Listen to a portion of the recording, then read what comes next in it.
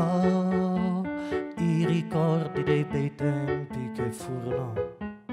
l'illusione degli anni '80, l'illusione degli anni '80, e la cicala canta, qualcuno fa la conta, un, due, un, due, un, due, tre, un, due, un, due, un, due, tre, un, due, un, due, un, due, tre, un, due, tre, questa fetta tocca a me, un, due, tre, questa te la prendi te, wey, un, due, tre, questa fetta tocca a me, un, due, tre, questa te la prendi te, precipita, precipita, precipita il sistema, precipita, precipita, precipita il sistema, precipitevolissimamente, a qualcuno non importa niente, a qualcuno non importa niente,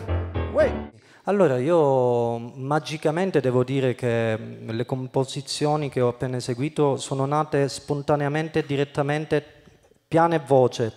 tranne la prima che ho composta alla chitarra. Per cui posso rispondere che mi è venuto proprio naturale, cioè non ho progettato a priori il testo e poi realizzato la musica, nel senso che è stato proprio una magia, l'ho fatto un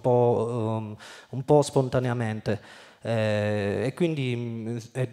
le composizioni sono partite già incollate, musica e voce, in questo modo, ecco, diciamo così.